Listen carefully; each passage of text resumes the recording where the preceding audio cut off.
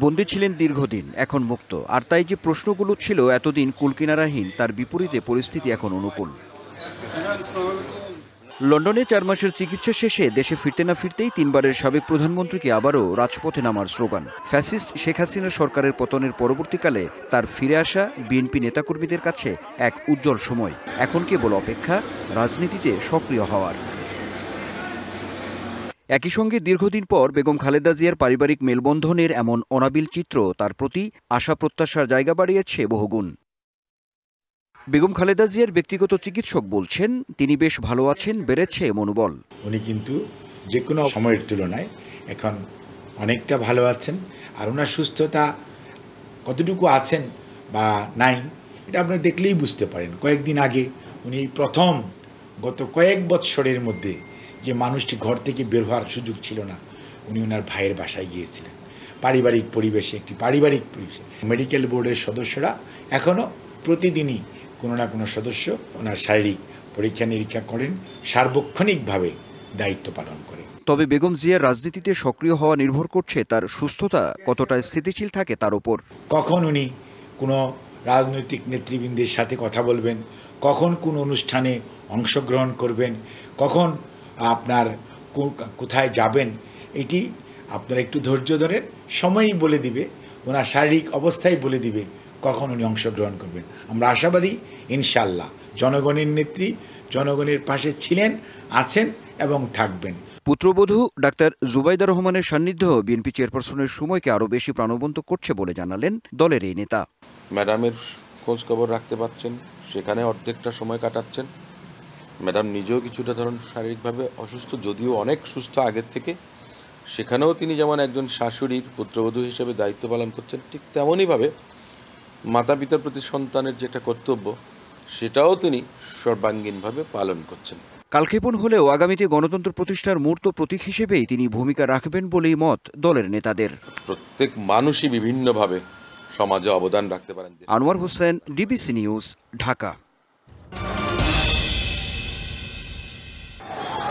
অভ্যুত্থানের মুখে 5ই আগস্ট আওয়ামী লীগ সরকারের পতনের পর গঠিত হয় অন্তর্বর্তী সরকার। এই সরকারের কাছে দাবি আদায়ে সরব হয়ে ওঠে ছাত্র, শিক্ষক, পেশাজীবী সহ সব শ্রেণীর মানুষ। দিনে দিনে এভাবে ঢাকা হয়ে উঠছে আন্দোলনের নগর, যেখানে কথায় কথায় চলে সড়ক অবরোধ, বিক্ষোভ। আন্দোলনের প্রধান পয়েন্ট হয়ে উঠেছে শাহবাগ মোড়। এছাড়া টিএসসি, কাকরাইল, প্রধান উপদেষ্টার বাসভবন, যমুনার আশেপাশের এলাকা, মহাখালী রেলগেট অবস্থান কর্মসূচি ও বিক্ষোভের কেন্দ্রবিন্দু। বাদ নেই জাতীয় প্রেস ক্লাবের সামনে তোপখানা সড়ক এবং সচিবালয় গেট প্রাঙ্গণ। বোনাস হিসেবে ঢাকা ও সিটি কলেজের সংঘর্ষ তো আছেই। এছাড়া প্রায় পুরো নগর জুড়ে কোথাও না কোথাও প্রতিদিনই হচ্ছে নানা আন্দোলন। এর ফলে মূল সড়ক ছাপিয়ে তীব্র যানজট ছড়িয়ে পড়ছে অলিতে গলিতেও। অধিকার আদায়ের দাবিতে গড়ে ওঠা আন্দোলনে প্রতিদিন ভুলুণ্ঠিত হচ্ছে আরও হাজারো মানুষের অধিকার। সীমাহীন ভোগান্তি হয়ে উঠছে নগরবাসীর জীবনের অনুষঙ্গ। পচনশীল দ্রব্য ফুল। দিনের পর দিন শাহবাগের সড়ক অবরোধে ফুল নষ্ট হয়ে ক্ষতির মুখে ব্যবসায়ীরা, বিপাকে ক্ষুদ্র দোকানিও। আন্দোলনের কারণে আসলে আমরা অনেক ক্ষতিগ্রস্ত। শাহবাগ ছেড়ে মনে হয় পালাইতে পারলে বেশ বাঁচি আমরা। এই ফুলটা তো আমাদের যে আজকে বাঁচতেছি শেষ, আমাদের সারা নষ্ট হয়ে গেছে। 9 মাসে আমাদের বহু টাকা লস হয়ে গেছে। আমরা তো অবশ্যই আতঙ্কে থাকি, কোন সময় মারামারি হয়। প্রায় প্রতিদিনের আন্দোলনে দুর্বিষহ হয়ে পড়ছে খেটে খাওয়া মানুষের জীবন। একদিন বাদে বাদে আন্দোলনে ইনকাম খুব কম। গুন্ডগোল আন্দোলনের থেকে আমি জানি যত তাড়াতাড়ি সরকারের কাটা ভোট দেওয়া দরকার। গুরুতর রোগী বহন করা অ্যাম্বুলেন্সও অনেক সময় আটকা পড়ে সড়ক অবরোধে। এতে দেখা দেয় জীবন বিপন্ন হওয়ার শঙ্কাও। 2 বছরের বাচ্চা মৃত্যুর সাথে পাঞ্জা লড়তেছে, সবাই বলতেছে যে একটু ছাড়ি দেন, আমার বাচ্চাটারে বাঁচাতে হবে। বাচ্চার মা কান্না করতেছে, বাবা কান্না করতেছে, কিন্তু আন্দোলনকারীরা তারপরও পথ ছাড়ে নাই। প্রায় 2 ঘন্টা 3 ঘন্টা রাস্তা আটকানো থাকতে হয়, তো ভোগান্তি অনেক যাত্রীদের। প্রায় 1 ঘন্টা 1.5 ঘন্টার মতো গাড়িতে বসে ছোট বাচ্চাকে নিয়ে বসে থাকা লাগছে। ঢাকা মহানগর পুলিশের তথ্য অনুযায়ী প্রতিদিন গড়ে 2 থেকে 3টি আন্দোলন হয় এই নগরে। সেই হিসেবে গত 9 মাসে আন্দোলন হয়েছে 555টি। যারা আন্দোলন করে তাদেরকে বলি যে ভাই, এই অ্যাম্বুলেন্সে রুগী আছে, মুমূর্ষু রুগী আছে, হাসপাতালে নেওয়া দরকার। ওরা আমাদের হেল্প করে, আমরা সহজে পার করে দিই। আবার অনেকে আছে আন্দোলন তো আন্দোলনেই, কোনো গাড়ি চলবে না। ভুক্তভোগীরা জানান, দাবি আদায়ের এসব আন্দোলনে কার্যত জিম্মি হয়ে যাচ্ছে সাধারণ মানুষ। এই অবস্থা থেকে কবে মিলবে মুক্তি তা জানে না কেউ। Manjuma Afroz, Nilima, DBC news, Dhaka. আমি কারোর কাছ থেকে ডলার কেনার কোনো প্রয়োজন নেই, যথেষ্ট সরবরাহ আছে। কদিন আগেও বাংলাদেশ ব্যাংকের গভর্নর হুঁশিয়ারি দেন, প্রয়োজনে আইএমএফ-এর ঋণ নেবেন না, তবুও ডলারকে এখনই বাজারের ওপর ছাড়বেন না। আইএমএফ-এর শর্ত ছিল রাজস্ব আয় বাড়াতে হবে, আর এজন্য রাজস্ব নীতি ও আহরণ বিভাগ আলাদা করার প্রক্রিয়াও শুরু হয়েছিল। কিন্তু রাতের আধারে জারি করা অধ্যাদেশ রাজস্ব কর্মকর্তাদের মধ্যে সৃষ্টি করল ক্ষোভ। পরামর্শ কমিটির প্রতিবেদন অচিরেই জনসম্মুখে প্রকাশ করতে হবে। সরকারের এমন দুই বড় সিদ্ধান্তে তাড়াহুড়ো জন্ম দিয়েছে নানা প্রশ্নের। বিশ্লেষকদের শঙ্কা, উন্নয়ন সহযোগীদের ঋণের অর্থ পেতে সরকার আবারও মূল্যস্ফীতিকে উস্কে দেওয়ার ঝুঁকি নিল।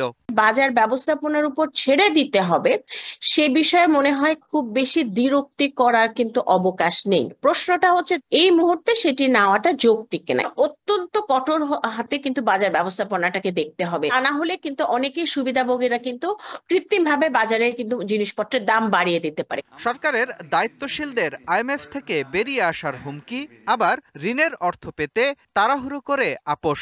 জনমনে প্রশ্ন জাগছে, তাহলে কি দেশের নীতি নির্ধারণে আইএমএফ-এর কাছেই আত্মসমর্পণ করল অন্তর্বর্তী সরকার? নিজে প্রেসক্রিপশন নিজে তৈরি করে ব্যবস্থা না নিয়ে অন্যের প্রেসক্রিপশন অনুযায়ী কাজ করা মানে কিন্তু হচ্ছে যে প্রক্ষান্তরে আমরা তাদের কথা মতো চলতে এক ধরনের বাধ্য হয়ে যাচ্ছি। আমার নীতি গ্রহণের ক্ষেত্রে আমার যে স্বাধীনতা, সেই জায়গাটা সংকুচিত হয়ে যাচ্ছে। বিশ্লেষকরা বলছেন, নীতি প্রণয়নের ক্ষেত্রে অন্তর্বর্তী সরকারের উচিত এর যৌক্তিকতা জনগণের কাছে তুলে ধরা। রিফর্মের আরেকটা পার্ট কিন্তু এফেক্টিভ কমিউনিকেশন। এই সরকার তারা অনেক রিফর্মে হাত দিবে বলেছেন, তো সেই রিফর্মগুলো যখন উদ্যোগ নিবে তখন আসলে সরকার সেই রিফর্ম শেষ পর্যন্ত গিয়ে কোন দিকে নিবে, এই ধরনের হঠাৎ কমপ্লিট পজিশন চেঞ্জ, সেটার কারণে মানুষের মনে ভবিষ্যতে সংশয় থাকতে পারে যে রিফর্মটা আসলে হবে নাকি, কোন দিকে যাবে। অস্পষ্টতা দূর না করলে সংস্কার প্রশ্নে অন্তর্বর্তী সরকারের প্রতি মানুষের আস্থা কমবে, এমন শঙ্কার কথাও বলছেন বিশ্লেষকরা। মুস্তফা মাহবুব, ডিবিসি নিউজ, ঢাকা।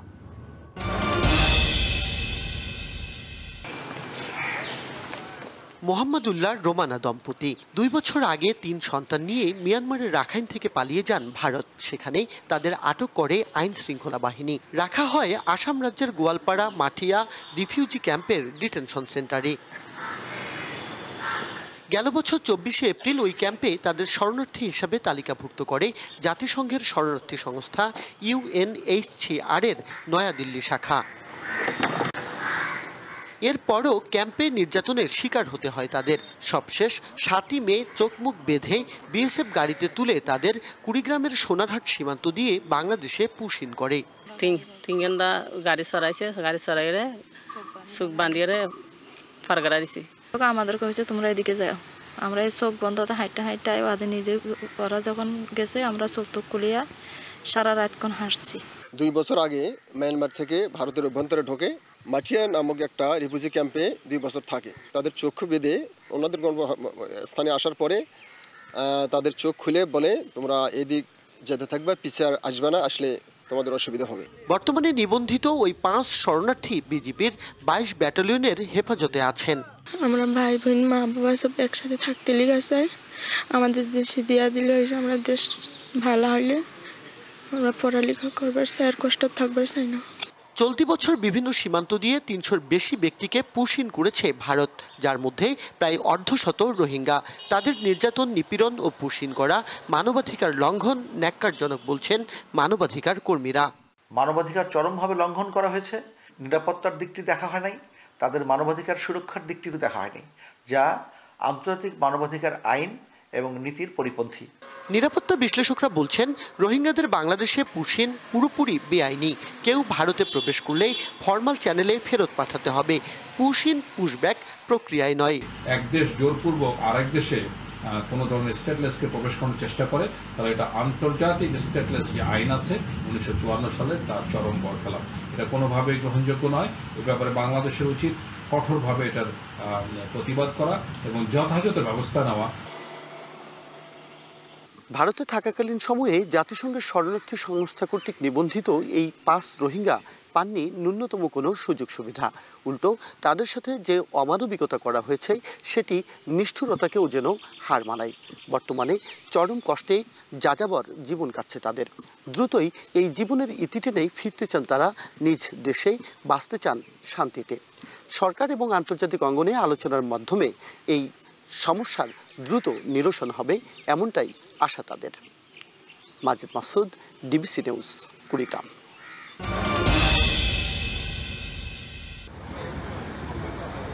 তেরো বছর পর গেল বছরের 27 অক্টোবর এনবিআরের নির্দেশে চট্টগ্রাম বন্দর থেকে সরানো হয় 93 টন বিপজ্জনক ও রাসায়নিক ভর্তি 4টি কন্টেনার। বর্তমানে বন্দরের ধারণ ক্ষমতার 12% দখল করে আছে প্রায় 6000 কন্টেনার। দীর্ঘদিন ধরে পড়ে থাকা এসব কন্টেনারে রয়েছে বিভিন্ন পণ্য ও দাহ্য পদার্থ। যে কোনো সময়ই বিস্ফোরিত হয়ে ঘটতে পারে বড় দুর্ঘটনা। কাস্টম যদি এটা অন্য কোথাও নিয়ে যেতে পারে তাইলে কি হবে? তাইলে আমাদের কষ্টটা কম হবে, পোর্টে স্পেস বেশি পাবো। পোর্টে স্পেস বেশি থাকলে পোর্ট আবার আমাদেরকে তখন জট হবে না, পোর্ট 4 গুণ চার্জ বৃদ্ধি করবে না, এটা কমাই ফেলবে। এনবিআরের বিশেষ আদেশ অনুযায়ী প্রথম নিলামে সর্বোচ্চ দরদাতার কাছে বিক্রির সুযোগ থাকবে। 2 দফা নিলামে পণ্য বিক্রি না হলে তৃতীয় নিলাম ছাড়াই আগ্রহী ক্রেতার কাছে পাওয়া সর্বোচ্চ দামে বিক্রি করা যাবে। এদিকে পড়ে থাকা কন্টেনারগুলো দ্রুত খালাসের প্রক্রিয়া শুরু হবে জানান বন্দর ও কাস্টমস কর্মকর্তারা। এই কন্টেনারগুলো দ্রুত অকশন হয়ে গেলে একই সাথে সরকারও রাজস্ব পাবে এবং বন্দরও বিভিন্ন রকম শঙ্কামুক্ত হবে এবং বন্দরের স্পেসটা খালি হবে। আগামী 6 মাসের মধ্যে 5000 কন্টেনার আমরা নিলামের মাধ্যমে খালাস করার জন্য আমরা একটি প্রোগ্রাম হাতে নিয়েছি। আমাদের স্পেশাল প্রোগ্রাম, ক্র্যাশ প্রোগ্রাম চলতেছে এবং ইনশাল্লাহ আমরা আগামী নভেম্বরের মধ্যে ন্যূনতম 5000 কন্টেনার আমরা নিলামের মাধ্যমে খালাস করতে পারবো। নিয়মিত নিলাম না হওয়ায় প্রায় 54,000 টিউএস ধারণ ক্ষমতার চট্টগ্রাম বন্দরে সৃষ্টি হয় কন্টেনার জট। এর প্রভাব পড়ে দেশের অর্থনীতির উপর। মাসুদুল হক, ডিবিসি নিউজ, চট্টগ্রাম। চাঁদপুরের মতলবে দশানী, শাটনল সহ কয়েক জায়গায় মেঘনা নদীতে ভেসে উঠছে দেশীয় প্রজাতির লাখ লাখ মরা মাছ। বাইলা, চিংড়ি, ঢেওয়া, পোয়া, বেলে, জাটকা সহ অন্যান্য মাছ পচে দুর্গন্ধ ছড়াচ্ছে। স্থানীয়রা বলছেন প্রতি বছর একবার এমন অল্প পরিসরে পরিস্থিতি দেখা গেলেও এবছর পরিস্থিতি ভিন্ন ও ব্যাপক।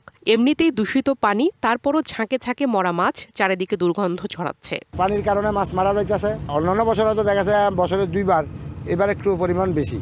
মাছের জ্বালা গন্ধর ঠেলায় মাছের ভিতরে পানির ভিতরে ডুব দেয় না, সকালবেলা গোসল করতে পারিনি। সকালে থেকে বেলা প্রচুর পরিমাণ মাছ বাইসা রয়েছে, মরা মাছ অনেক।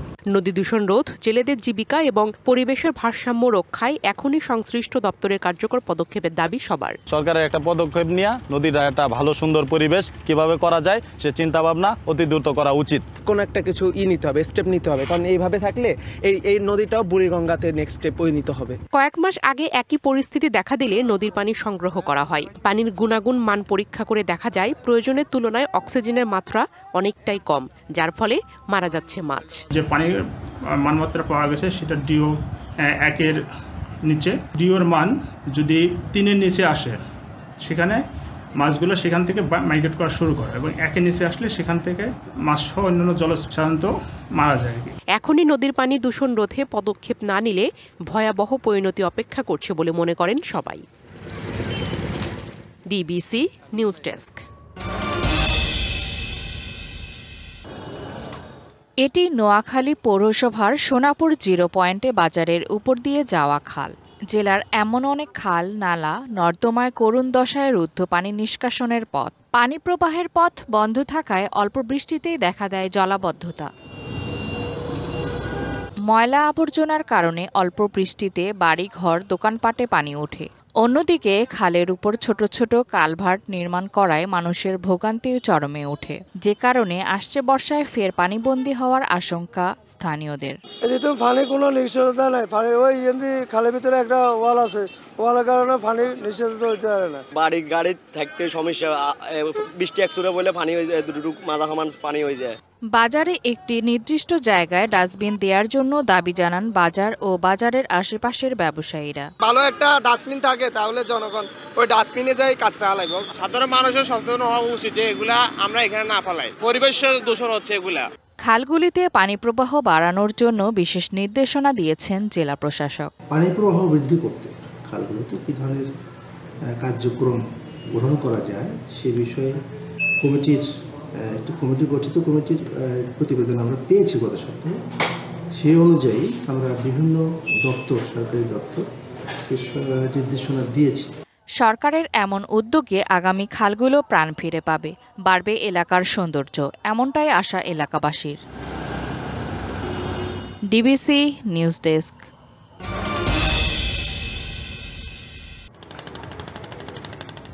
ঝালকাঠির সুগন্ধা ও বিষখালী নদীর ভাঙন ক্রমেই তীব্র রূপ নিচ্ছে।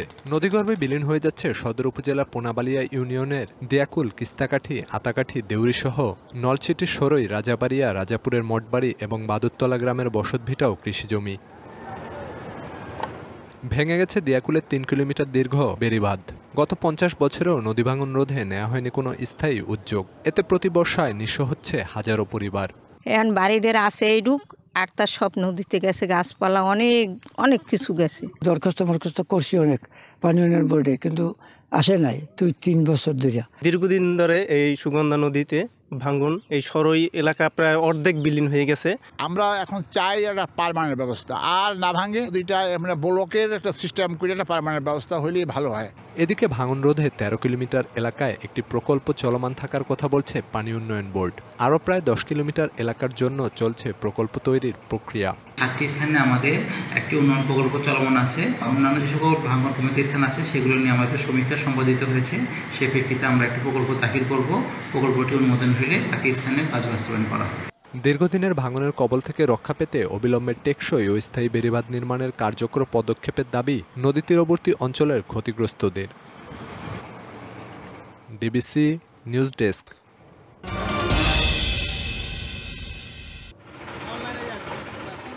হরিরামপুর উপজেলার কান্ঠাপাড়া থেকে বহলাতলির 2 কিলোমিটার সড়ক সংস্কারের কাজ চলছে।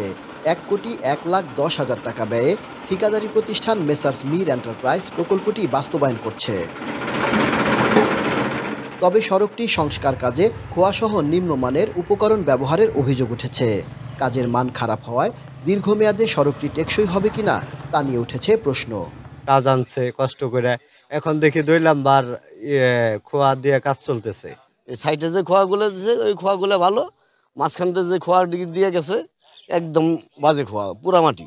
আমরা 2-1 জায়গায় ঠিকাদারের বাধাও দিয়েছি যে এটা করো, সে কোনো কথা শুনতেছে না। চাওয়া মানে রোডটা ভালো হোক, এইটাই আমাদের চাওয়া। কয়েকটা গ্রামের লোকে এখান থেকে যাওয়া আসা করে।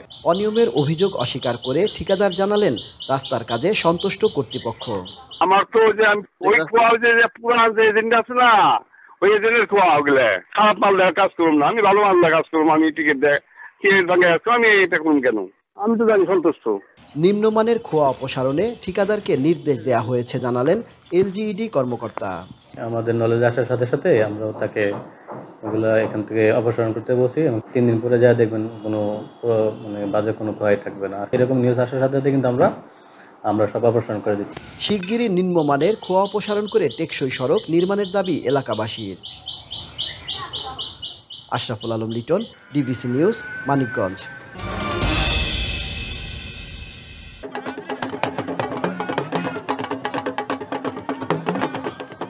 নাইজেরিয়ার প্রাচীন ঐতিহ্যবাহী একটি উৎসব হলো মুখোশ উৎসব। এই উৎসবে পশ্চিম আফ্রিকার বিভিন্ন প্রান্ত থেকে জড়ো হয় হাজারো দর্শনার্থী। ঢোলের তালে এই উৎসব আরো বেশি প্রাণবন্ত হয়। যখন আমি এখানে আসি, এখানের এই সাজানো জায়গাটি অনেক ভালো লাগে।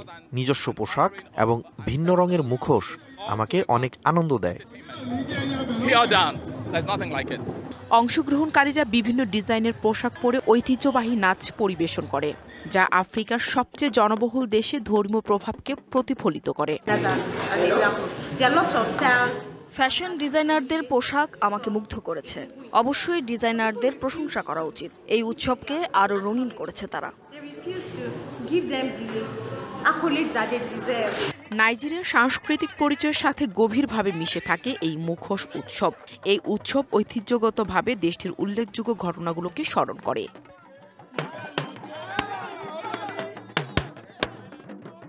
Nahida Rinthi, DBC news desk.